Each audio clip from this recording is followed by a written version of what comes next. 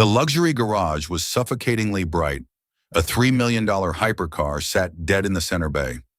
100 elite technicians stood around it, defeated, their uniforms stained with sweat. Expensive diagnostic tools lay scattered across the floor like useless toys. "It's impossible!" the lead mechanic shouted in absolute despair. "The car is dead!" The furious owner stormed toward the exit, dialing his lawyers. In the shadows, a single dad paused his mop. He looked at the engine. He touched nothing. 1 minute later, he whispered, "Has anyone checked the inertia switch?" A mocking laugh echoed. Then, the engine roared to life. His name was Marcus Cole, 44 years old with tired, heavy eyes that had seen too much loss, rough hands that knew the texture of hard work, and a quiet, invisible presence that allowed him to move through the world unnoticed. He was a single father. His entire universe, his gravity, was his 10-year-old son, Noah. Noah was currently sitting in the cramped, windowless staff break room at the back of the garage. It was a small closet of a room that smelled of stale coffee, old grease, and cleaning chemicals. A single fluorescent bulb flickered overhead with a rhythmic, annoying buzz. Noah was quietly reading a dog-eared comic book, his legs swinging from the chair, waiting patiently for his dad to finish a shift that had dragged on 3 hours too long. Every 20 minutes, Marcus would peek his head in, checking on him, forcing a smile he didn't feel, handing him a vending machine snack to keep the hunger at bay. He hated keeping his son in this concrete box, surrounded by the smell of industrial solvents. But childcare cost more than he made in a week. Marcus wasn't wearing a clean, branded technician's uniform with a name embroidered on the chest. He wasn't holding a complex tablet or a digital scanner worth thousands of dollars. He was wearing a gray, stained jumpsuit that was 2 sizes too big, the fabric rough against his skin. He worked part-time at the city's most exclusive, high-end performance garage, a place where billionaires sent their toys to be pampered. His job description was simple, grueling, and humbling. He maintained the hydraulic lifts, he organized the chaotic tool carts, he scrubbed the oil stains, and he swept the pristine white floors when the real mechanics made a mess. To the elite team, he was just the janitor, a shadow in the background, a ghost who made the coffee and took out the trash. He was a piece of furniture to them, necessary but unnoticed, wiping away the fingerprints of men who made more in an hour than he made in a month. But Marcus hadn't always been the guy with the broom. Years ago, before his wife passed away and his world fell apart into 1,000 jagged pieces, Marcus had been a master technician for a major European racing team. He had lived in the pits of Le Mans and Monaco. He had tuned engines that screamed at 12,000 RPM and won world championships. He could diagnose a misfire by the smell of the exhaust alone. He could feel a loose bolt through the vibration of the chassis. He understood the soul of a machine better than he understood most people. But when tragedy struck, a sudden, aggressive cancer that took his wife in 6 months, the 80-hour weeks, the constant international travel, and the high-pressure lifestyle became impossible. He couldn't raise Noah on a racetrack. He couldn't be a father via video call. So he made the choice. He stepped down. He buried his career along with his wife. He took a low-stress, invisible job that ended at 3 p.m., just so he could be at the school gate every single day. He faded into the background, trading glory for stability. Today, however, the garage was in absolute, unmitigated chaos. Earlier that morning, a specialized enclosed transport truck had delivered a limited edition carbon fiber hypercar worth over $3 million. It was a beast of a machine, a Koenigsegg Jesko Absolute. It looked like a spaceship that had landed in the wrong century, its aerodynamic curves shimmering under the lights. The owner, a wealthy tech mogul named Mr. Sterling, who was used to controlling everything in his life, had brought it in for a simple, routine firmware update before a charity gala that evening. But after the update, the car was dead. A beautiful, expensive $3 million brick. For 6 agonizing, spirit-breaking hours, the garage's internal team of elite specialists had been working nonstop. They were the best of the best, trained in Munich and Maranello. They checked the engine control unit, ECU. They drained and refilled the entire high-pressure fuel system. They pulled every single spark plug to check for gaps. They ran complex electronic diagnostics that cost more than Marcus's yearly salary. Nothing worked. The starter motor would click, a sickening hollow sound, but the massive twin-turbo V12 engine refused to fire. It wouldn't even cough. It sat there, mocking them with its silence. The pressure in the room was physical, like the air had been sucked out. The shop manager, a man named David who cared more about appearances than mechanics, was pacing back and forth, sweating through his expensive dress shirt. The car owner, Mr. Sterling, was sitting in the customer lounge staring daggers through the glass wall, threatening to sue the garage for incompetence and destroy their reputation on social media. Marcus continued to mop the floor in the corner, keeping his head down. He moved rhythmically, dipping the mop, wringing it out, pushing it across the tiles. But his ears were open. He wasn't listening to the music on the radio. He was listening to the car. He listened to the engine turning over. He listened to the distinct sound of the fuel pump priming, or rather the lack of it. He knew exactly what was happening. He felt it in his gut. But he also knew his place. He was just the janitor. And in a room full of egos, the truth is often the most unwelcome guest. The sun began to set outside, casting long orange shadows through the high windows. But inside the garage, the harsh artificial lights made it feel like a perpetual, sterile noon. The atmosphere was toxic. Pizza boxes from a rushed lunch were piled high on a workbench, untouched and cold. The air smelled of burnt ozone from electrical testers and the sharp tang of frustration. The team of 100 mechanics and specialists had developed a massive, collective blind spot. Because the car was a masterpiece of modern technology, filled with microchips, sensors, and miles of fiber optic wiring, they were absolutely unshakably convinced that the problem was digital. They believed it was a software conflict. It had to be. In their minds, a machine this advanced couldn't fail mechanically. "Flash the firmware again," the lead technician, a young, arrogant man named Julian, yelled. His voice cracked with stress, sweat dripping onto his pristine keyboard. He was holding a tablet like a shield against the reality of his failure. "The fuel mapping must be corrupted. The update didn't seat the kernel properly. Check the checksums. Override the security gateway." They reset the system for the 10th time. They stared at their laptops, analyzing lines of code that scrolled by like a waterfall. They argued about voltage differentials and CAN bus communication errors, using words that sounded impressive but meant nothing when the engine wouldn't turn. They checked the voltage of every sensor to the third decimal point. They were looking for a misplaced semicolon in a million lines of code, completely ignoring the physical reality of the 2-ton object in front of them. "All readings are normal," a junior tech whispered, terrified, looking at his screen. "The computer says the car is fine. All systems green. Fuel pressure is theoretical green. But it won't start. It doesn't make sense. It's defying physics." Mr. Sterling, the owner, finally snapped. He kicked open the door from the lounge and marched onto the shop floor. He slammed his hand on the pristine white fender of his $3 million car. "I have been here all day. I have missed my rehearsal. I am about to miss my gala. You are telling me you have 100 experts in this room, a collective 1,000 years of education, and not one of you can start an engine?" The garage manager, David, looked like he was about to faint. "Sir, please, it's a highly complex system. We suspect a deep-level coding error from the manufacturer in Sweden. We are on the phone with their headquarters now. We are doing everything humanly possible." "Headquarters is asleep," Sterling screamed. "Fix it, or I will buy this building just to fire every single one of you. I will bury this shop under so much litigation, you'll be fixing bicycles in a basement." Marcus stood in the far corner, leaning on his mop handle, invisible in the chaos. He watched them frantically typing on keyboards. He saw them ignoring the car itself to focus on the screens. They were obsessed with the digital ghost in the machine.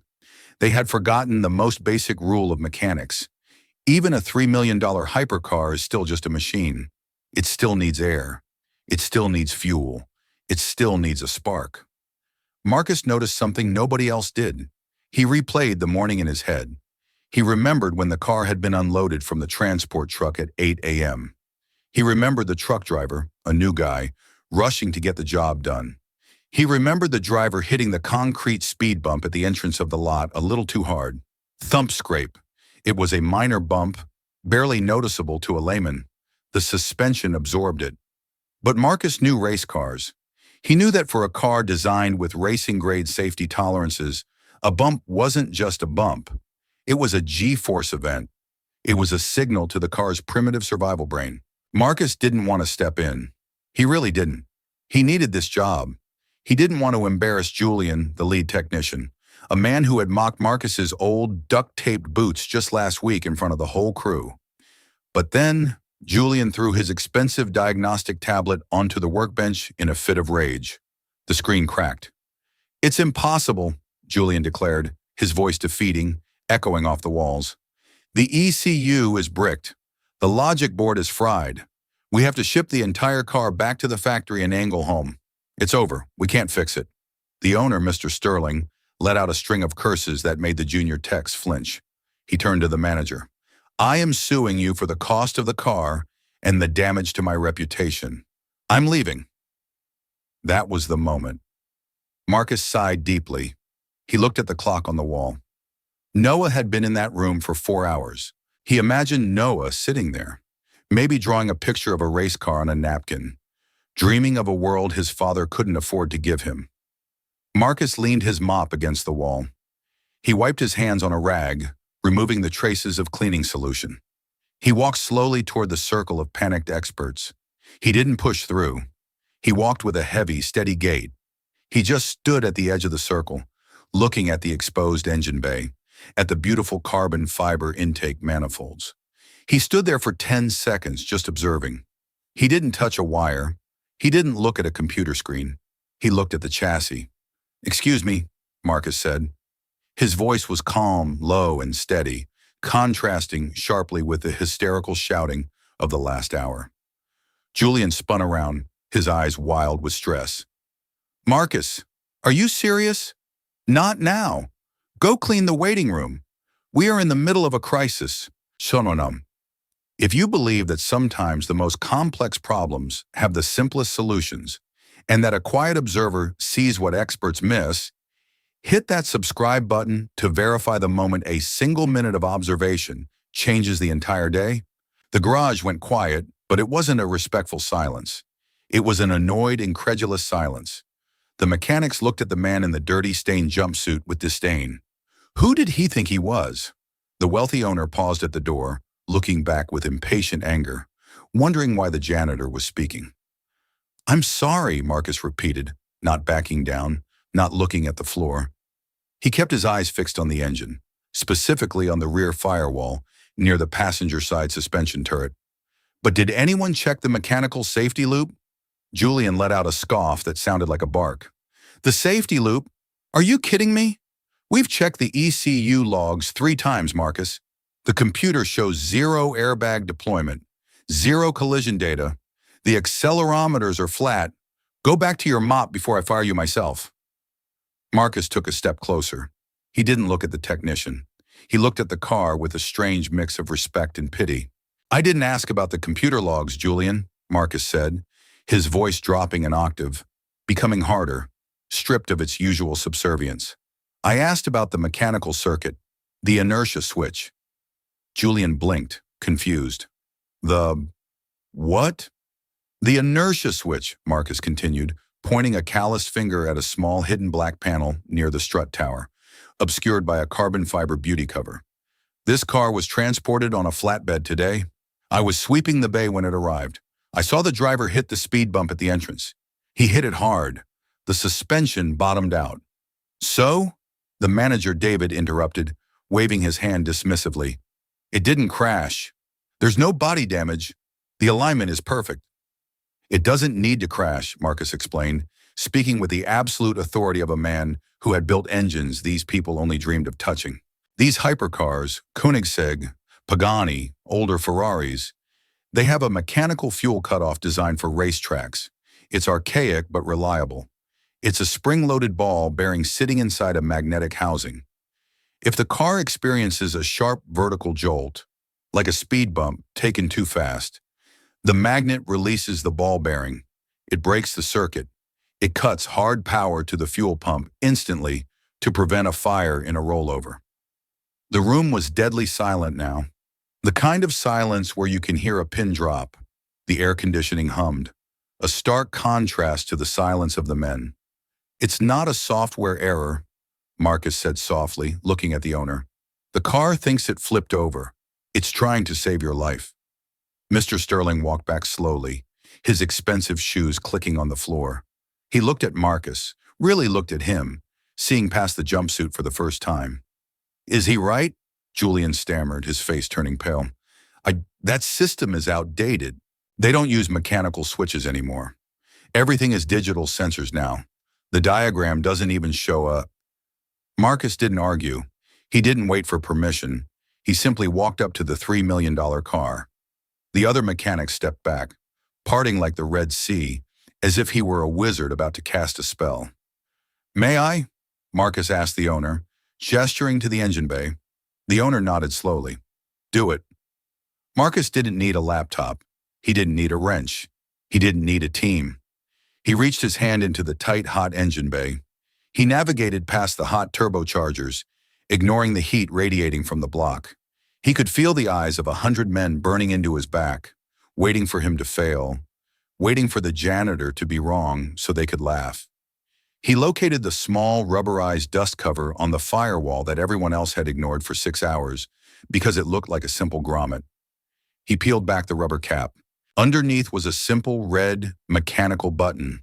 It looked like a toy, but it held the power to kill a 1,600 horsepower beast. "Listen closely," Marcus whispered. The entire garage leaned in. 100 people held their breath. Marcus pressed the button down with his thumb. Click. The sound was sharp, mechanical, and incredibly satisfying. It was a tiny sound, a mechanical whisper, but in that silent room, it sounded like a gunshot. It was the sound of a spring re-engaging. It was the sound of a circuit closing. It was the sound of physics winning over code. Marcus replaced the dust cover. He wiped a smudge of dust off the carbon fiber with his clean rag. He stepped back, wiping his hands on his jumpsuit. "Try it now," Marcus said to Julian. Julian hesitated. He looked terrified. He looked at the car like it was a bomb. He climbed into the driver's seat. His hand trembled visibly as he reached for the glowing start button on the console. He pressed it. Whirr. And then, vroom! The massive 5.0-liter twin-turbo V12 engine exploded to life instantly. It settled into a perfect, aggressive, rhythmic idle. The sound echoed off the walls like thunder, vibrating in the chests of everyone standing there. The smell of rich, unburnt fuel washed over them, the smell of a living machine. The mechanic in the driver's seat sat frozen, his hands gripping the steering wheel, his mouth hanging open. Mr. Sterling's jaw dropped. 100 experts stood paralyzed. For 6 hours they had blamed the code. They had blamed the manufacturer. They had blamed the universe. They had overthought every single variable. And a janitor had fixed it in 60 seconds with his thumb. The engine roared for a moment longer before Julian turned it off, stunned silence returning to the room. The silence was heavy, thick with the realization of their own arrogance. Marcus didn't gloat. He didn't smile smugly. He simply picked up his mop bucket. He wasn't waiting for applause. He had a job to do, and Noah was waiting in the break room. It was past 6 p.m. now. "Wait!" Mr. Sterling shouted, rushing over, ignoring his own car. He looked at Marcus as if seeing him for the first time. How in the world did you know that? My own team, the best money can buy, told me the engine was destroyed.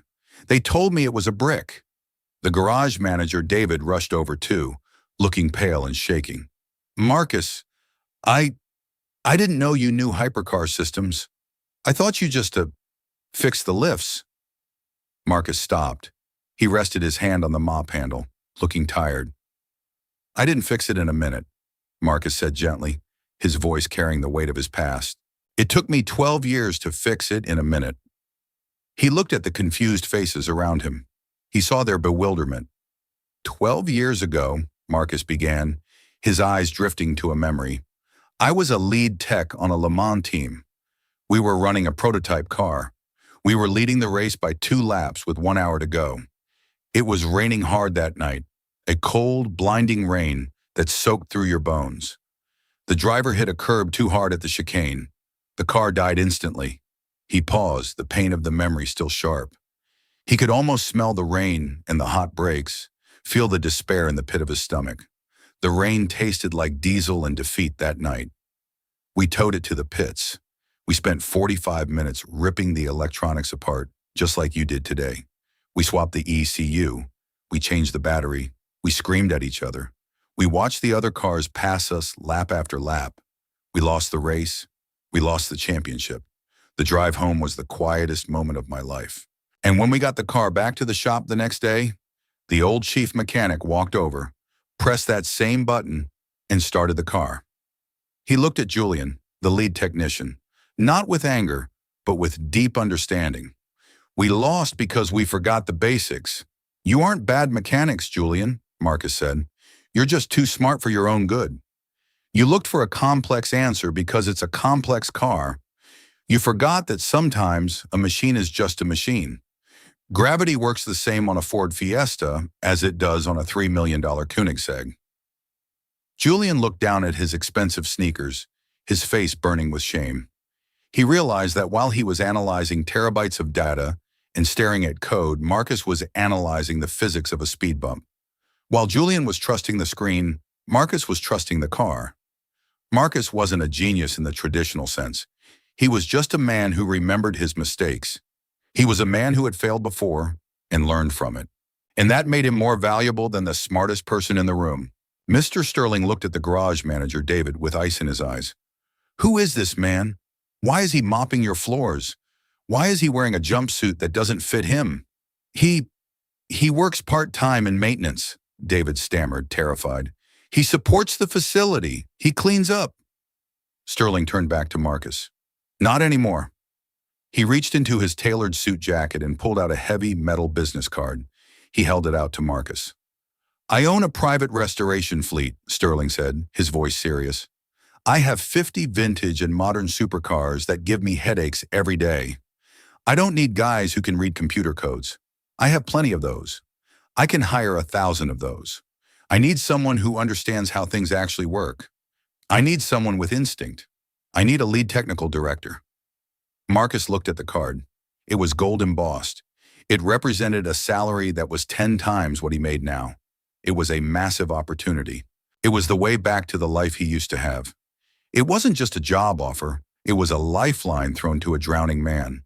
But he hesitated. He looked toward the back of the shop. Sir, I appreciate it. Truly. But I'm a single dad, Marcus said quietly. My son, Noah, he's 10. Since my wife passed, it's just us. I need to be at the school gate at 3 p.m. I can't work race team hours anymore. I can't travel to Italy or Germany. I can't leave him. Sterling smiled. It was the first time he had smiled all day. It was a genuine, warm smile. Then bring him, Sterling said. Or leave at 2:30, or leave at noon. I don't pay for hours, Marcus. I pay for results. You solved in 1 minute what 100 people couldn't solve in a day. You make your own schedule. Build a playroom in the shop for him. I don't care. Just come work for me. Marcus looked toward the break room door. Noah had stepped out, holding his comic book, watching his dad with wide eyes. Marcus looked back at Sterling. I can start Monday, Marcus said, shaking the man's hand. The mechanics watched him leave. They didn't see a janitor anymore. They didn't see a guy with a mop. They saw the only man in the room who actually knew how to look at the world. The next day, the garage implemented a new rule. It was printed and taped to the wall of the tech bay. Before any diagnostic computer was opened, every mechanic had to perform a physical basics check. They called it the Marcus Protocol, and it reminded them every single day. Being the smartest person in the room means absolutely nothing if you forget to check the simple things first. If you believe that real-world experience is sometimes more powerful than a room full of experts, hit that subscribe button to follow more stories of the quiet truth winning in the end. Tell us in the comments, have you ever seen a specialized expert miss a painfully simple problem? How did you react?